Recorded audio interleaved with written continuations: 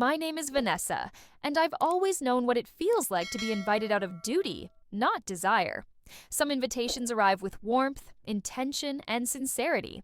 Others are delivered with timing, not tenderness. Mine arrived with politeness, but no soul. It didn't speak of love. It spoke of expectation. It wasn't a gesture. It was a checkbox. There was no excitement behind it.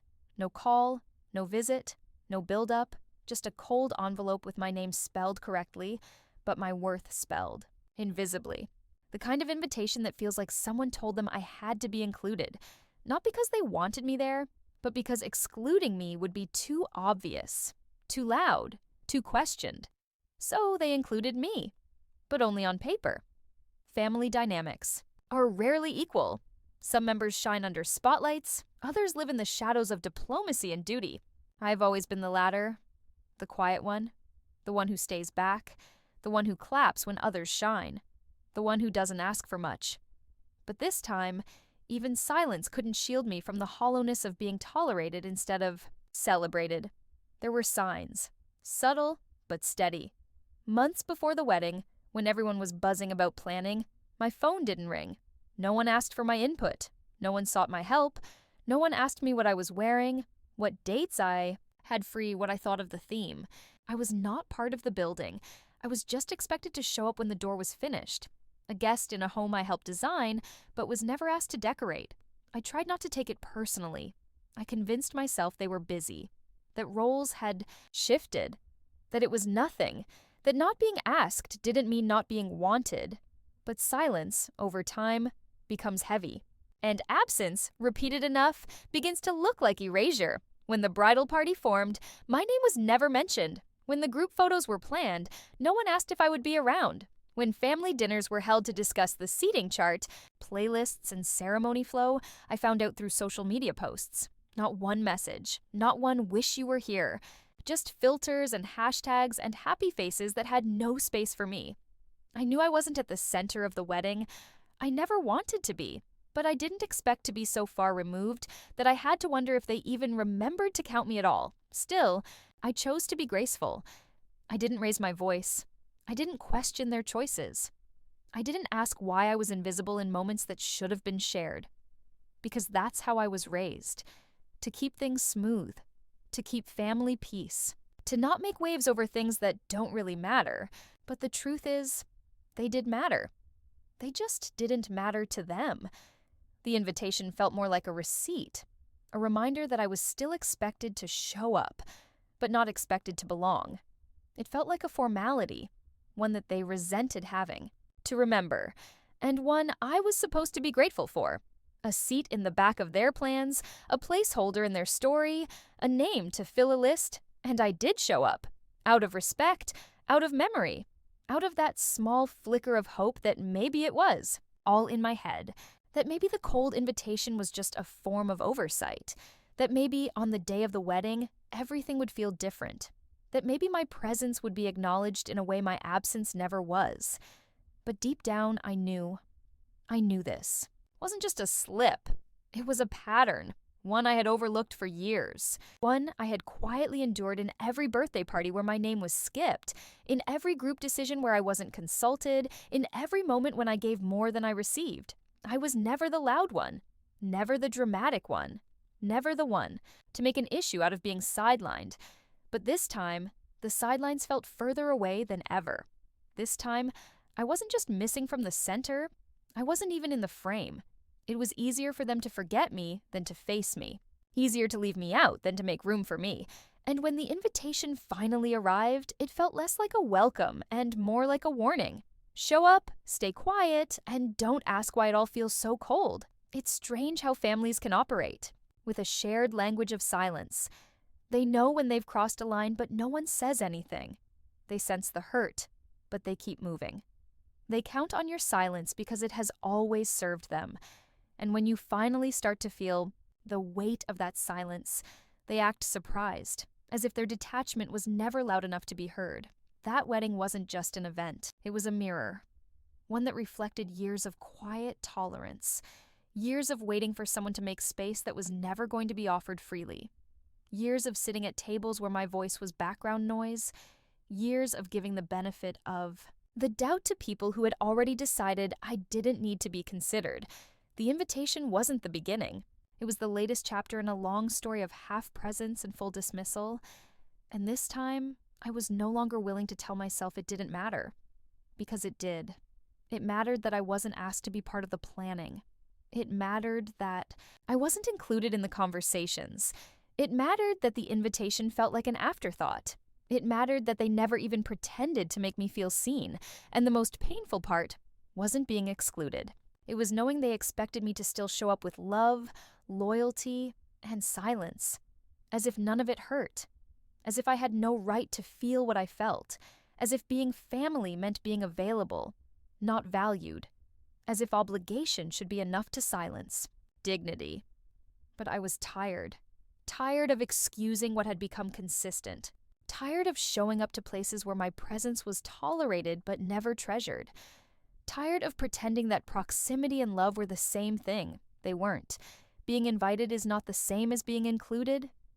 Being seated is not the same as being seen. Being family is not the same as being respected. And when the invitation came without intention, without warmth, without acknowledgement of everything I had quietly carried for years, I realized this wasn't about one event. It was about a pattern of erasure. A long, unspoken decision to keep me close enough to count, but far enough to ignore. I showed up. But something in me had already started to walk away. Not out of bitterness, not out of anger, but out of clarity. Because when respect is no longer mutual, presence becomes a performance. And I had performed long enough. They say actions speak louder than words, but in some cases, it's the seating chart that speaks loudest of all. It tells you exactly where you stand, or rather, where you're expected to sit, in someone else's world. And sometimes that placement says everything you were too polite to ask. Sometimes a chair becomes a mirror. Sometimes a table becomes a dividing line. There's a difference between being invited and being included, and that difference has never been louder than being placed in the kitchen at your own brother's wedding. Not on the edge of the celebration, not quietly near the back, but fully outside the moment, seated near the clatter of dishes, out of sight, out of reach, out of respect. It was a decision, not a mistake, because seating doesn't happen by accident. Tables are arranged, names are written, roles are assigned. Proximity is chosen. There is always thought, even in thoughtlessness. And that decision did not happen blindly. It was seen, agreed upon, and allowed. A deliberate choice to reduce presence into background. To communicate, you are not essential. Being seated in the kitchen wasn't just inconvenient. It was symbolic. It was hierarchy on paper, turned into furniture. It was family politics made visible. It was exclusion, framed as logistics. It was the clearest possible way of saying, you are not one of us, not in the way that counts. It wasn't about forgetting. It wasn't about space. It wasn't about oversights or planning. Errors. It was about placement, emotional and physical. It was about minimizing discomfort for others by increasing yours. It was about hiding the parts of family that are easier to forget, the parts that don't fit the curated version of joy, the ones they don't want to explain or defend or prioritize. And what hurts most about being placed that far away isn't the distance.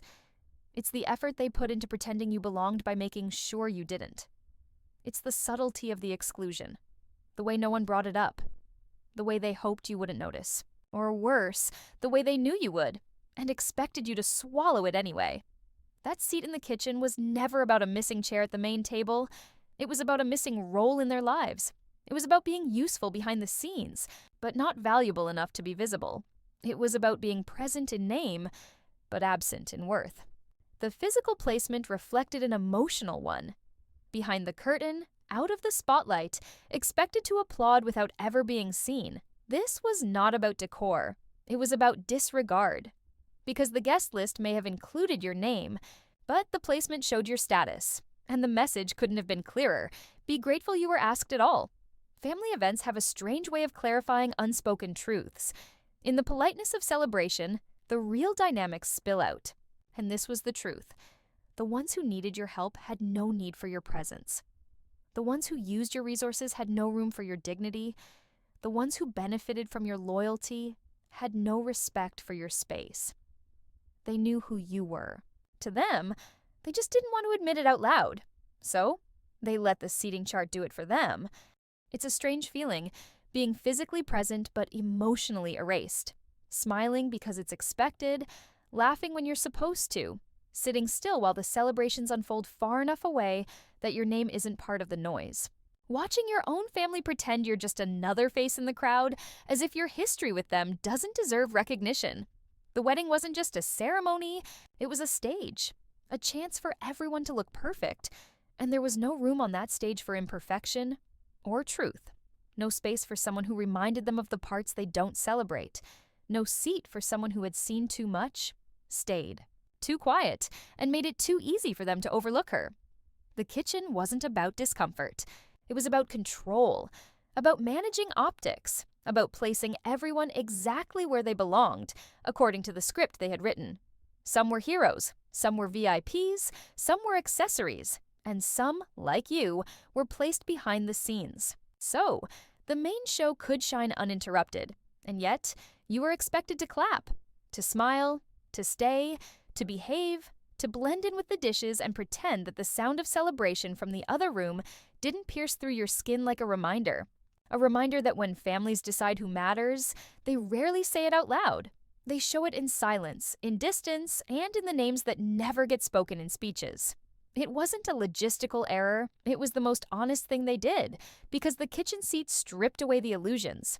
It exposed every false gesture. It made the invisible hierarchy visible. It proved that no matter how successful you became, no matter how loyal you remained, no matter how much you contributed, you were still dispensable in the rooms they cared most about. They may have used your help, your company, your money, your time, but they had no use for your presence when it came time to shine. And what they didn't realize was that people notice. People always notice when someone powerful is placed in a powerless position.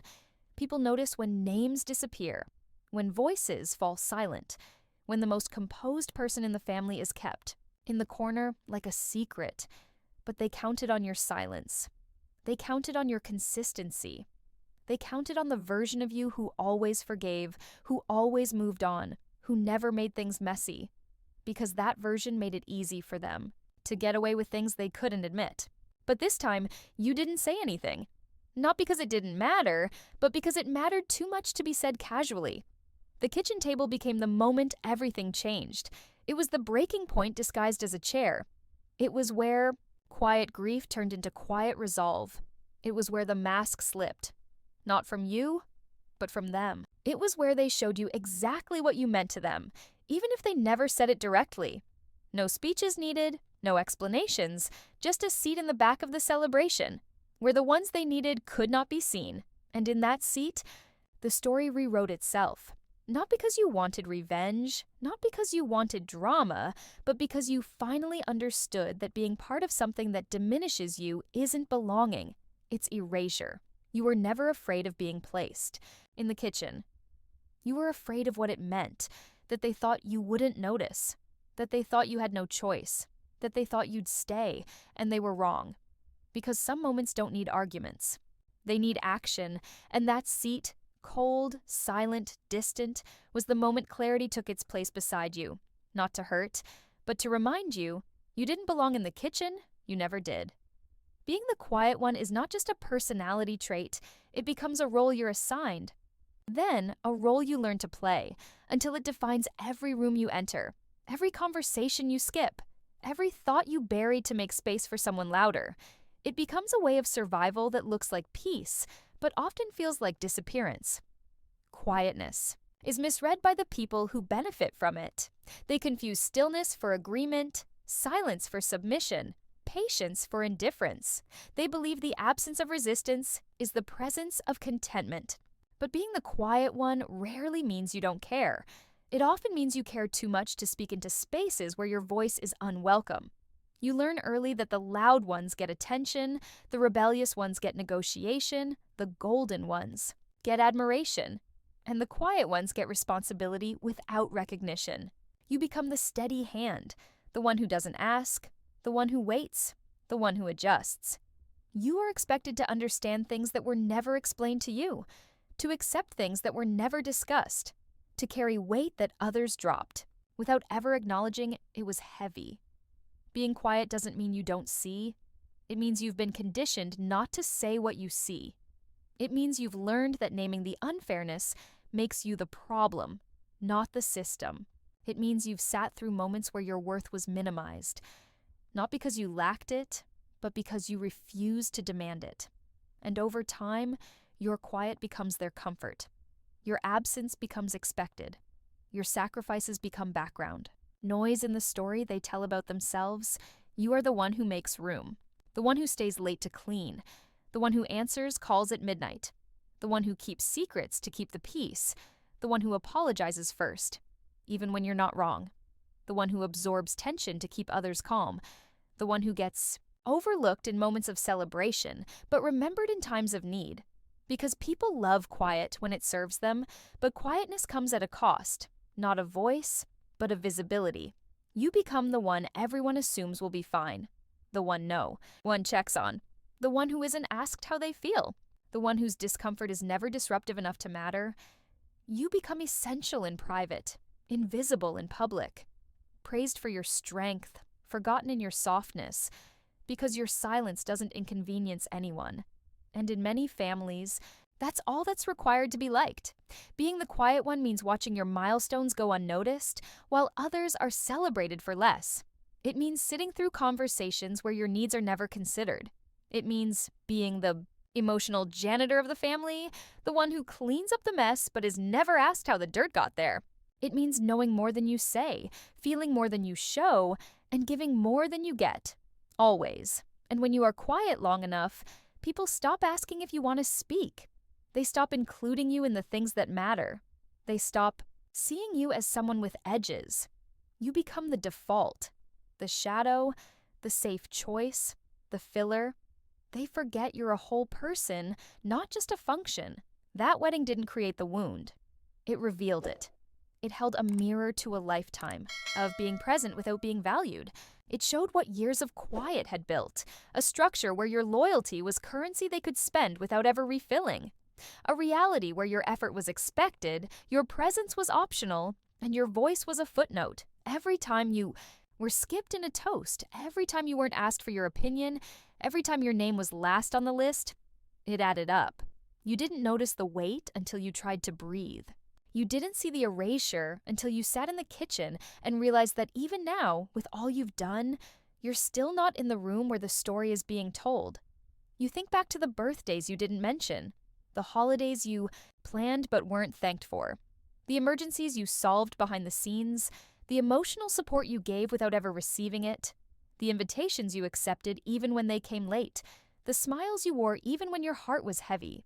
And for what? For family, for peace, for respect. But peace that costs you your worth isn't peace. It's performance. And families that only value your silence aren't family. They're institutions of survival where roles matter more than people. Being the quiet one isn't a fault, but being silent in the face of being diminished is not strength. It's slow erosion. And that's what the kitchen seat felt like. Not a new insult, but the final straw. The moment all the invisible sacrifices were laid bare. The moment every time you made space came rushing back to show that no one had ever made space for you. You were quiet when they forgot your graduation. You were quiet when they joked at your expense. You were quiet when they asked for favors and gave none in return. You were quiet when they left you out of group chats, decisions, photos. You were quiet when they only remembered you when they needed something, but now you're no longer quiet out of duty. You're quiet because you've outgrown the performance. You're quiet because the cost has become too high. You're quiet not to preserve peace, but to protect what's left of your self-respect.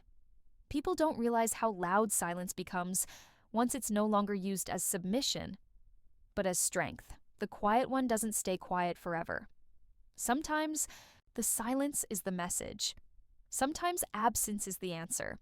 Sometimes the withdrawal is the beginning of the boundary.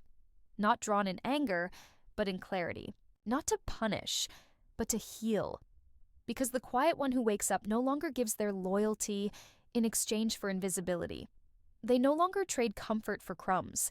They no longer sit at tables where they're only remembered when something needs fixing.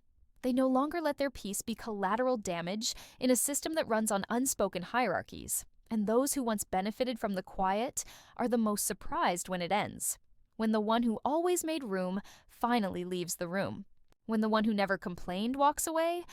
When the one who showed up without fail stops answering calls. It's not revenge. It's release.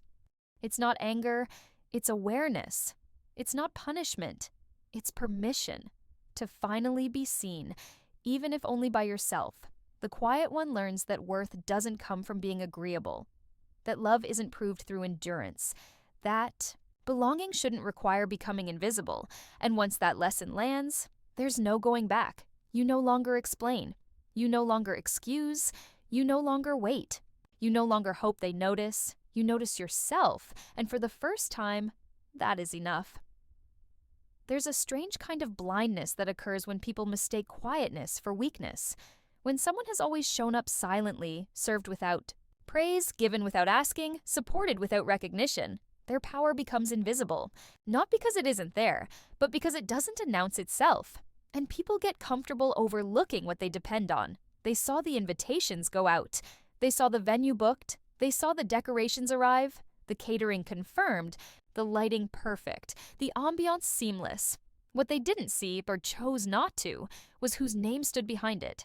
Whose company funded, supplied, negotiated, and coordinated the very experience they were so proudly taking credit for. That's the thing about unspoken power. When you hold it quietly, people assume it isn't real. They think your silence means insignificance. They think your distance is detachment. They enjoy the fruit but forget the root. They forget who paid for the linen, who signed the vendor contracts, who lent their connections to make the impossible affordable. They forget who absorbed last-minute costs, solved private logistical disasters, and made their day look flawless while being treated like an afterthought. Power that doesn't beg for attention is often the most underestimated, and when it's wrapped in patience and humility, it becomes a tool others feel entitled to use. They smile while standing in the success you provided, all while ensuring your presence doesn't take up space. They lean on your competence while overlooking your value. They cash in on your generosity while diminishing your humanity. And so, they seated you in the kitchen, not because you didn't matter, but because they never imagined you would notice. They believed your power was only worth acknowledging when it served their convenience. They forgot that the person they sidelined was the one who built the stage they were performing on. The irony wasn't lost. They decorated the wedding with your resources and buried your name under theirs. They used your company, your teams, your brand, and still couldn't find a seat for you at the front. They coordinated with your employees, accepted your discounts, leveraged your influence, and then made sure you were nowhere near the parts that would be remembered. They wanted your empire, but not your presence. They wanted the benefit of being associated with your success, without honoring the person behind it, and in doing so, they made the most common mistake people make when they grow entitled to someone's quiet strength. They forgot it could be withdrawn. That's the moment everything changed. Not with confrontation, not with anger, but with clarity. Because power doesn't need to shout to be heard. It simply stops showing up where it isn't valued. And when it disappears, everything it supported begins to show cracks. They built their celebration on borrowed. Grace meant suddenly that grace was no longer guaranteed. They thought you would never move. That you would always be the steady foundation beneath their chaos. That you would keep supporting what continuously excluded you. But respect isn't optional, and loyalty without acknowledgement isn't sustainable. There comes a time when even the most giving heart recognizes its own depletion. They assumed you wouldn't dare. They thought professionalism would keep you quiet. They thought family ties would make you overlook the disrespect. They believed history would override humiliation. They believed wrong, because professionalism is not passivity. It is structure. It is boundaries. It is knowing your value and refusing to let people exploit it under the guise of tradition or title. And when you began to pull your company's support, you didn't do it as retaliation. You did it as recognition. You saw the imbalance. You acknowledged the pattern. You understood that your continued involvement was a silent endorsement of their disregard. And so, you started removing yourself. You didn't raise your voice. You raised your standards. You didn't burn bridges. You stopped holding them up alone. You didn't make demands. You enforced existing agreements. You didn't create drama. You stepped out of the performance they cast you in. And in your absence, the truth revealed itself. They scrambled to recover what they had taken for granted. Vendors canceled. Deliveries paused. Access dissolved. Discounts disappeared. What once ran smoothly under your silent guidance now became a maze of delays, renegotiations, and rising costs. The effortless beauty of the wedding turned fragile because it was never built on their competence. It was built on your unseen contributions. And suddenly, the person in the kitchen had become the person they couldn't function without. But the most powerful moment was not watching them fall. It was realizing that you no longer needed them to acknowledge your worth. You saw it yourself. You saw it in how the event unraveled without you. You saw it in how quickly silence turned into pleading. You saw it in the urgency of their calls when your presence could no longer be ignored. They used your name to build their day, but they couldn't make space for you in the room. They stood in a venue your team secured, posed beside decor your company designed, toasted with drinks chilled in coolers you supplied. And still, they couldn't give you the dignity of visibility. They couldn't offer you a seat among equals. And when you withdrew, you didn't do it to punish. You did it to protect the truth. Your power was never theirs to borrow endlessly. Sometimes the only way to be seen is to leave. Sometimes the only way to teach respect is to stop cushioning the consequences of disrespect. Sometimes the only way to reclaim your value is to let things fall without your effort holding them up. And when that happens, people finally see what they refused to before. That the quiet ones are not weak. They are observant. They are strategic. They are composed. And when they stop giving, it isn't emotional. It's final. You didn't pull the contract out of anger. You pulled it out of recognition that you had handed too much to people who wouldn't even give you the most basic respect in return. You watched them seat you by the kitchen after building the celebration on your back, and you knew it was time to walk away from anything that treated you like an option while using you as a foundation. This was never about vengeance. It was about alignment, about matching your presence to the energy you were receiving, about choosing dignity over dysfunction, about no longer being generous at your own expense. Because real power is not in control. It's in choice. It's in knowing that you don't have to stay where you're not valued. It's in realizing that no one, not even family, is entitled to what they won't respect. They forgot who you were behind the titles. They forgot what you brought without asking for credit. They forgot what it costs to be the one who always carries things. And now, they remembered, not because you made them, but because you stopped making it easy to forget. There is a moment in every person's life when they learn that silence, when intentional, can be the most powerful language of all. It doesn't shout. It doesn't demand. It doesn't break things. It simply steps back and lets the weight of absence speak where presence was once expected. It turns the volume down on noise and up on truth. It shifts the balance without uttering a single word. They didn't hear the quiet discomfort. They didn't notice the strained politeness. They didn't feel the exhaustion of being included in name, but excluded in treatment. They didn't care enough to look for the signs of distance. So the message had to be delivered differently. Not through confrontation, but through consequence. Pulling support doesn't need drama to be effective. It doesn't need explanation to be understood. True boundaries are not about teaching, a lesson to others. They're about protecting what's left of yourself. And when your energy, time, resources, and professional name are constantly being used without dignity, there comes a moment when you simply stop offering them. The retraction didn't come in anger. It came in alignment. It came with professional courtesy, in calm correspondence, in policy-based decisions. It didn't need emotion because the truth was enough. The terms were clear, the timelines were binding, the expectations were stated, the agreements had conditions. And what had once been extended as a gesture of goodwill was now being reevaluated through the lens of self-respect. They had grown accustomed to your yes, accustomed to your flexibility, accustomed to bending the rules because you never said no. But they forgot that generosity is not the same as obligation. They forgot that professionalism isn't passivity. They forgot that just because you didn't demand praise didn't mean you were unaware of being used. So the process began. Quiet, respectful, final. The discounts were revoked, the vendors were informed, the service dates were retracted. The teams were reassigned. Everything that had been gifted without question was now reconsidered with intention, not because of revenge, but because of recognition. The value you brought had been made invisible by those who thought they were entitled to it forever. And when something becomes invisible, it's time to remove it, so people can finally see what they've lost. There was no grand announcement, no dramatic message, no family confrontation, just a shift in the foundation they had built their celebration on. They began to feel the absence of what they had taken for granted. The seamlessness faded, the flow unraveled, the savings disappeared, and all of it happened without you having to explain yourself. Because absence needs no translation when its impact is that immediate. People often mistake silence for approval. They believe that if you haven't walked away, you must still be okay. But silence, when it follows prolonged disregard, isn't surrender, it's calculation.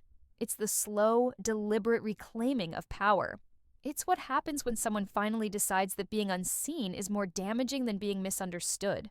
It's what happens when respect becomes non-negotiable. They didn't feel your hurt, but they felt your exit.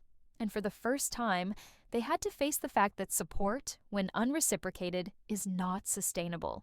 The quiet decision to walk away from something you built because it no longer aligns with how you're treated is not an act of spite. It's an act of clarity, and clarity doesn't come with loud gestures. It arrives like morning light, soft but undeniable. It reveals everything that was hidden beneath politeness. It shows who values your name and who only values your utility. It makes you ask hard questions. Who would still want me around if I stopped giving? Who would still respect me if I stopped sacrificing? They had their answer, and you had yours. Every contract has fine print. Every act of service has limits. Every professional courtesy has a line. And when those lines are crossed, not once, but repeatedly, walking away becomes the only remaining act of integrity. Not just professional integrity, but personal. Because to continue contributing to something that erases you is not loyalty. It's self-betrayal. They learned quickly that support is not guaranteed, that backing doesn't mean belonging, that proximity to power is not power itself, that grace is a gift, not a debt, and you didn't need to prove that. You simply allowed them to experience what happens when grace is no longer present. It's easy to overlook the one who never asks for credit. Easy to forget the backbone when it bends without breaking. Easy to believe that the person who always shows up will never step away. Until they do. And when they do, the loss isn't just logistical. It's symbolic. It changes the atmosphere. It removes the glue. It leaves space where ease used to live. Because when someone silently holds a structure together, their departure becomes louder than any confrontation ever could. You didn't need to explain why. The explanation was in the chair they placed you in. The explanation was in the conversations they had without you. The explanation was in the absence of your name from their gratitude. The explanation was in every moment you were made to feel secondary despite being central. They had access, but no appreciation. They had dependence, but no acknowledgement. They had support, but no reciprocity. So you stopped giving, and they finally started noticing. Because silence speaks when boundaries are crossed, and absence teaches what presence made too easy. And when you pull the contract, not just the paper, one, but the emotional one, you shift the entire dynamic. You remind them that you are not here to be used, that your value is not invisible, that your presence is not permanent if it isn't honored. And the most powerful part?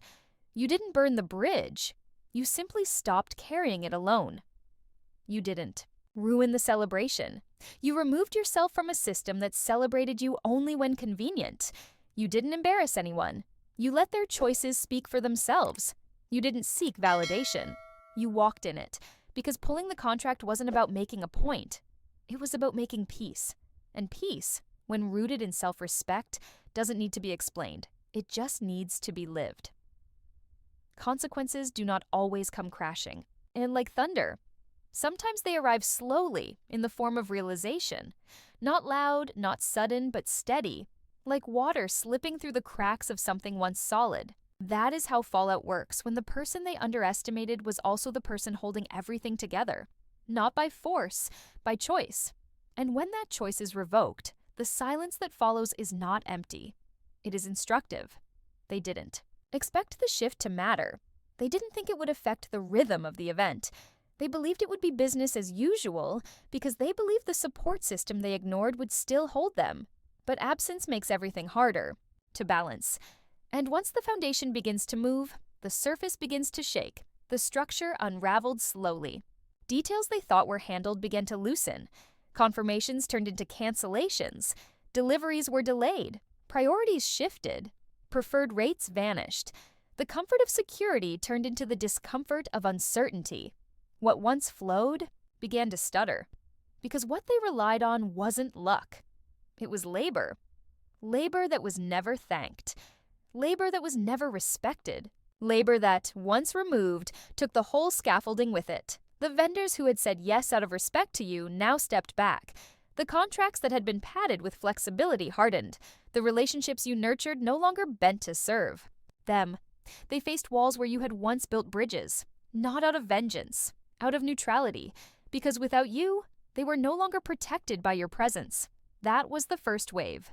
Then came the scrambling, the emails, the panicked calls, the late-night texts sent not with warmth, but with worry, not with apology, but with entitlement. Messages laced with urgency, but empty of ownership.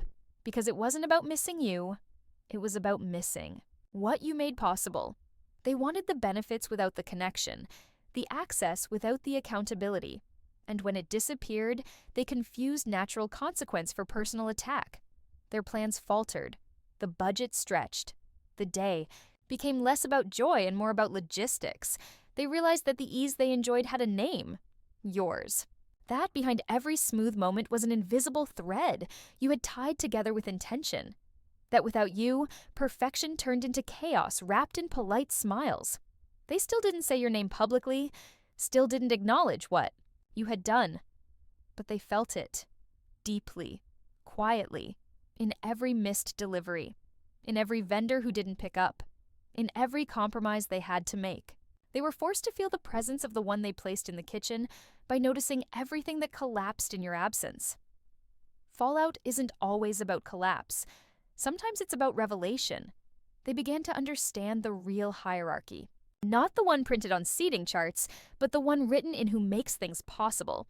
They realized too late that the one they tried to dim was the one lighting the entire room. That the person they disrespected quietly held the key to every piece of smooth execution. That without your silent labor, nothing stood tall. The emotional fallout came later. Not in your presence, in your silence. Because silence after betrayal is haunting. It makes people reflect. It makes them examine the way they frame their narratives. It forces them to sit with the consequences of being exposed. Not by confrontation, but by the sudden vacuum left where your grace used to live. They remembered you. Not because you asked to be remembered, but because the day moved forward without the comfort of your care. Because their celebration became heavier. Because their joy felt incomplete in ways they couldn't explain aloud. They felt it in the discomfort of last-minute problem-solving. In the missing touch that made everything feel elevated. In the cold professionalism of people who didn't know them, only respected you. That's what power looks like.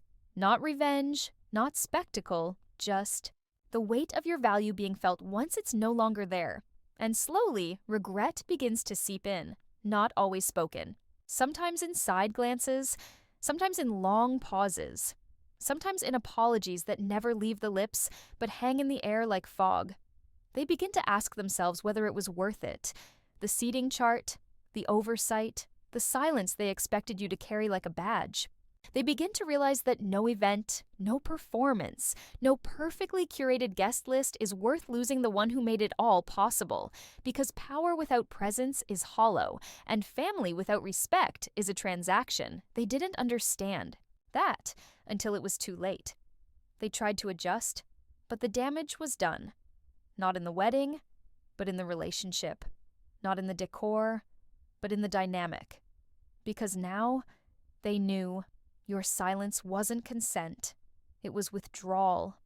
Your absence wasn't temporary. It was deliberate. Your kindness wasn't endless. It was just quietly waiting for acknowledgement that never came. They remembered your value when it was no longer available, and that is the most painful form of memory, the kind that arrives when there's nothing left to restore.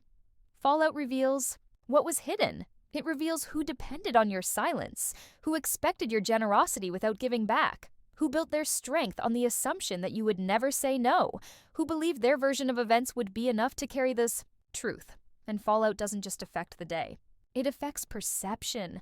It rewrites roles. It changes who people turn to. It makes others question how someone so capable, so foundational, ended up removed from the very thing they helped create. People start asking different questions. They look at the pictures and wonder why you're not in them. They hear about the chaos and remember your name. Because when power is quiet, its absence is even louder. And when the one holding the strings walks away, the dance can no longer continue in rhythm. This was their lesson. Not one you taught, one they created, one they wrote into the script themselves.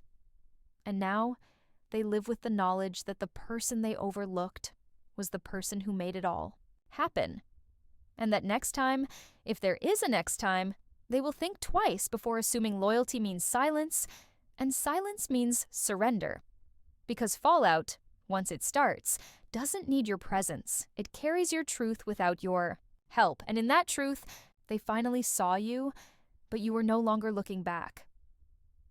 Closure doesn't always come wrapped in apologies. It doesn't require dramatic endings or loud confrontations. Sometimes it arrives in the stillness that follows a long period of internal conflict, the kind of stillness that no longer demands answers, justice, or acknowledgement. Closure is not about what they say, it's about what you no longer need them to say. It's not revenge when you walk away. It's not punishment when you stop explaining. It's not cruelty when you draw a boundary and refuse to shrink beyond it again. It's clarity. And clarity, once found, becomes a quiet kind of power. One that doesn't seek to prove anything, only to protect peace. There was never a need to make them feel what you felt. That was never the goal. The goal was never to wound them the way they wounded you. Because hurt mirrored back is still hurt. And healing cannot happen in cycles. True closure is not about retaliation. It's about release. Letting go of the desire for someone else to make it right. Choosing instead to be right with yourself. Even if they never understand what they got wrong, they may never say the words you deserved. They may never look back with regret you can witness. They may never offer the kind of explanation that ties up all the loose ends. But closure is not dependent on their evolution.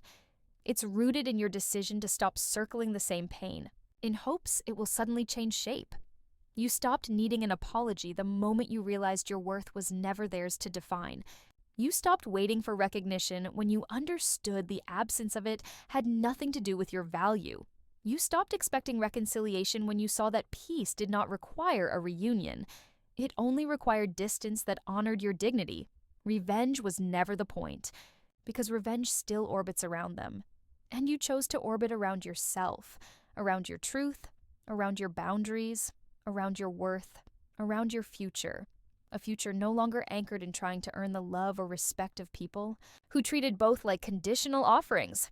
The people who saw you as disposable may still think they have the final version of the story, but their version no longer matters. Because closure teaches you that not every false narrative needs correcting. Some stories don't need to be rewritten. They need to be left behind. Some people don't need to be confronted. They need to be removed from the role they played in your life.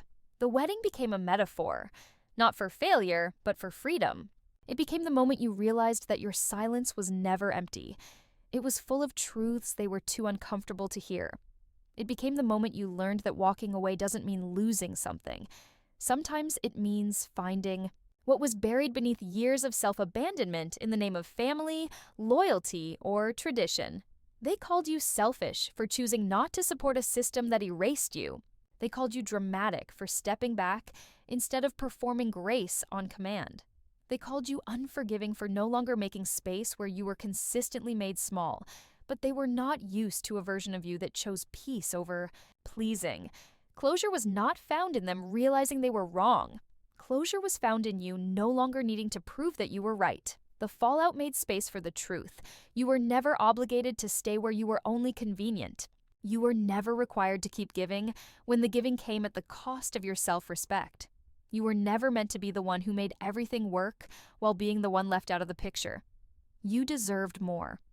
And choosing to believe that, without permission, without validation, was the closure you never knew you needed. They may try again. They may come with softened tones, with revisionist memories, with partial ownership. But you've grown too much to shrink into old roles. Forgiveness doesn't mean returning. Understanding doesn't mean undoing. Compassion doesn't mean reconciliation. Closure doesn't mean access, because access is a privilege, and it is not restored by guilt. It is earned through consistent honor. You can wish them well and still walk away. You can hold no bitterness and still enforce distance. You can be done and still be kind, because closure is not a door slammed shut. It's one that you quietly close, lock, and walk past without checking if they're following. You're no longer waiting to be seated at someone else's table. You're building your own. One where dignity is the guest of honor. One where your name is never forgotten. One where presence is appreciated and not just used. One where silence is not a currency they expect you to spend in order to be allowed to stay. The healing came not in being invited again, but in no longer needing the invitation. The strength came not in holding it all together, but in deciding. You no longer had to. The freedom came not in being recognized, but in recognizing yourself. Closure is letting go of who you were when you kept trying to belong to people who never saw your full reflection. It's choosing not to carry resentment, but also not to carry responsibility for other people's inability to treat you with respect.